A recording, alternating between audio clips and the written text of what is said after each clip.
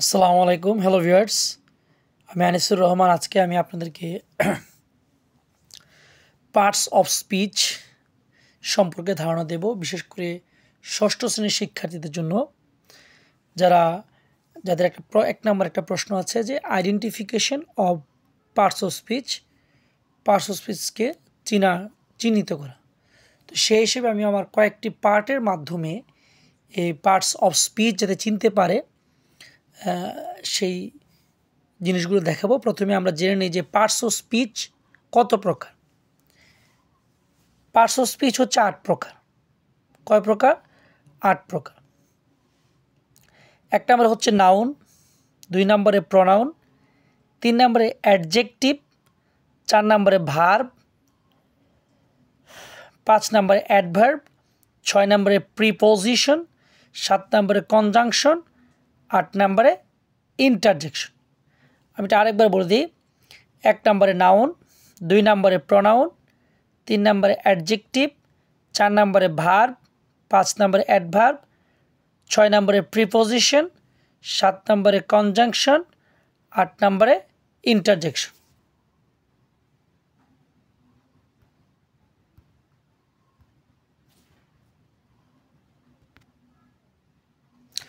সর্বপ্রথম আমি নাউন নিয়ে আলোচনা করছি। নাউন কি? একেবারে সহজ একটা বিষয়। কোনো কিছুর নামকে নাউন বলে, যে কোনো কিছুর নামকে নাউন বলে। যেমন ব্যক্তির নামে কিছু লিখেছি, যদি আরাফ লেখা থাকে প্রশ্নে, তাহলে আপনি মনে করবেন এটা নাউন। হাসান লেখা থাকে, এটাও নাউন। নুসরাত লেখা থাকে, এটা নাউন। মোট কথা, কোনো ব্যক্তির নাম লেখা থাকলে ওটাকে আমরা নাউন মনে করব। তারপর আছে স্থানের নাম, যেমন ঢাকা, খুলনা, কুমিল্লা, ইলিয়টগঞ্জ, রাজশাহী, বগুড়া, রংপুর, এগুলো নাম। তারপর আছে দেশের নাম, যেমন বাংলাদেশ লিখেছি, জাপান লিখেছি, ইন্ডিয়া, অস্ট্রেলিয়া, এই যে কোনো দেশের নামটাই হচ্ছে নাউন। মাসের নাম, যেমন জানুয়ারি, ফেব্রুয়ারি, মার্চ, এপ্রিল, মে, জুন, জুলাই, এগুলো নাউন। তাহলে আমরা শিখলাম ব্যক্তির নাম, স্থানের নাম, দেশের নাম, মাসের নাম, এগুলো হচ্ছে নাউন। তারপর আছে নদীর নাম, যেমন পদ্মা, মেঘনা, যমুনা, সুরমা, এগুলো নাউন। তারপর হচ্ছে অদ্বিতীয় বস্তুর নাম। অদ্বিতীয় মানে যেটা হচ্ছে সংখ্যায় শুধুমাত্র একটি, এটাকে বলা হয় অদ্বিতীয় বস্তু।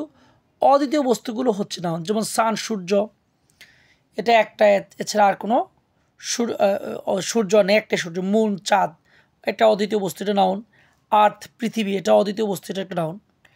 তারপর হচ্ছে সাধারণ নাম। সাধারণ নামটা কি?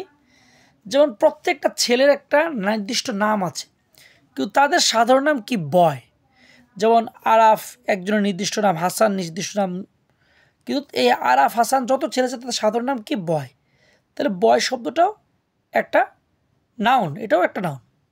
গার্ল, যেমন মেয়েদের নাম আছে, নুসরাত আছে, তানজিনা আছে, তারপরে হচ্ছে সায়মা আছে, কিন্তু তাদের সাধারণ নাম কি? তারা হচ্ছে গার্ল, বালিকা। আর তাহলে গার্ল শব্দটাও একটা নাউন। তারপর হচ্ছে ফাদার।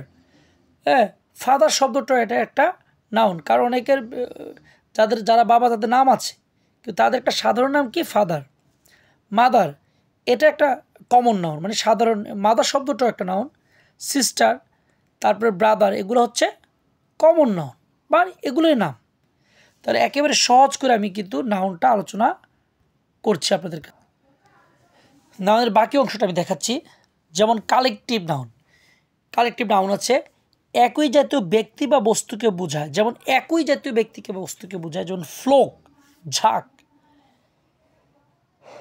টিম, দল, ক্রাউড, ভিড়, গ্যাং, দল, পার্টি, দল, গ্রুপ, দল, নেভি, নৌবাহিনী, কমিটি, এই সবগুলো কিন্তু নাউন।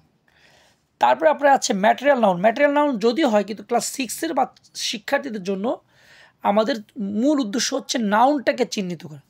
যেমন আমি একদম খুব সহজ করে বলে দিচ্ছি, যে সকল জিনিস গণনা করা হয় না, শুধু পরিমাপ করা হয়, তাই ম্যাটেরিয়াল নাউন হবে। যেমন ওয়াটার, পানি।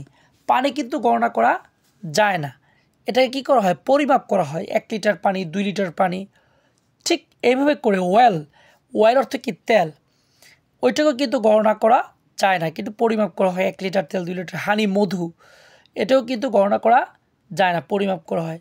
রাইস, চাল কিন্তু ক্রয় বিক্রয় গণনা করা যায় না, কিন্তু এটাকে পরিমাপ করা হয়।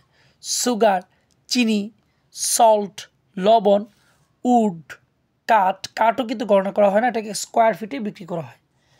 আয়রন, লোহা, মিল্ক, দুধ, এগুলো কিন্তু গণনা করা হয় না, এগুলো পরিমাপ করে। গোল্ড, স্বর্ণ। তাহলে মোট কথা যে সকল জিনিস গণনা করা হয় না, পরিমাপ করা হয়, এগুলোকে আমরা নাউন মনে করব। খুবই সিম্পল একটা বিষয়। ওয়াটার, পানি, গণনা করা যায় না, পরিমাপ করা হয়। ওয়েল, তেল, হানি, মধু, রাইস, চাল, এগুলো কিন্তু গণনা করা যায় না, কিন্তু পরিমাপ করা। তাহলে এই শব্দগুলো যদি আমি দেখি পরীক্ষাতে, তাহলে আমি ওই শব্দটা লিখে দাগ দিয়ে লিখিয়ে দেবো, এটা হচ্ছে নাউন। এবার নাউনের আর একটা অংশ হচ্ছে অ্যাবস্ট্রাক্ট নাউন। যে সকল শব্দের শেষে ন্যাস থাকবে, NESS ন্যাস থাকবে, ডম থাকবে, হুড থাকবে, শিপ থাকবে, TAON শন থাকবে, SION শন থাকবে, MANT ম্যান থাকবে, TH থাকবে, TY থাকবে, ST থাকবে, ইজম থাকবে, অ্যান্স থাকবে, থাকলে ওই শব্দটা অ্যাবস্ট্রাক্ট নাউন হবে।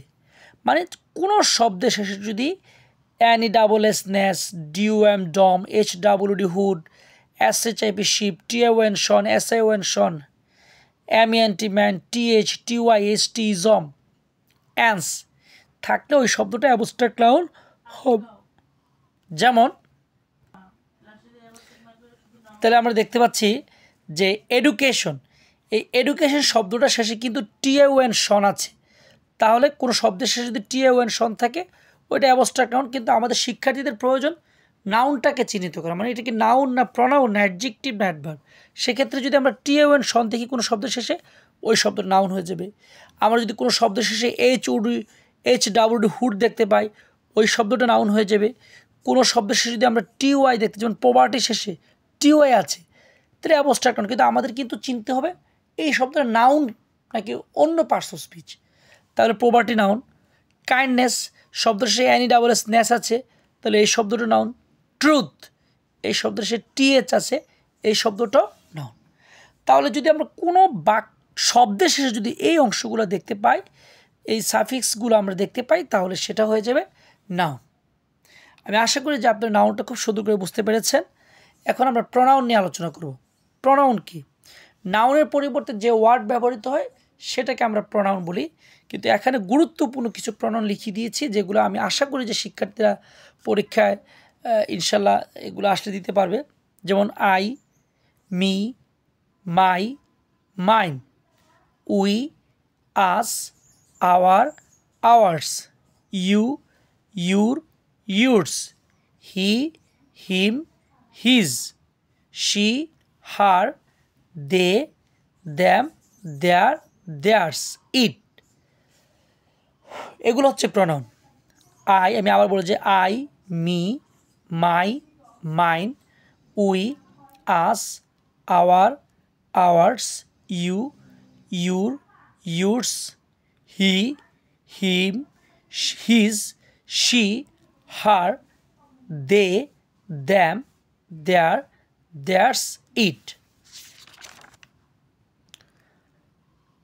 আরও কিছু প্রনাউন আছে, সেগুলো হচ্ছে this, that, each, other, one, another. কি আমি বলে দিচ্ছি আবার, this, that, each, other, one, another. এছাড়াও কোনো শব্দের শেষে যদি সেলফ বা সেলফস লেখা থাকলে ওই শব্দটি প্রনাউন হবে। যেমন মাই সেলফের শেষে সেলফ লেখাটা আছে, এটা প্রনাউন হবে। হিমসেলফের শেষে সেলফ লেখা আছে, এটা প্রনাউন হবে। হার সেলফ, এখানে সেলফ লেখা আছে, এটা প্রনাউন হয়ে যাবে। আওয়ার সেলফস, এখানে সেলফস লেখা আছে, এটা প্রনাউন হয়ে যাবে।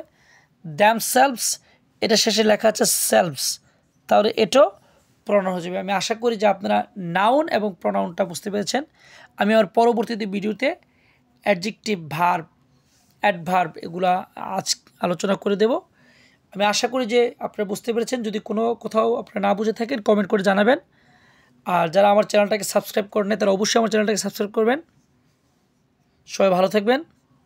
আল্লাহ হাফেজ।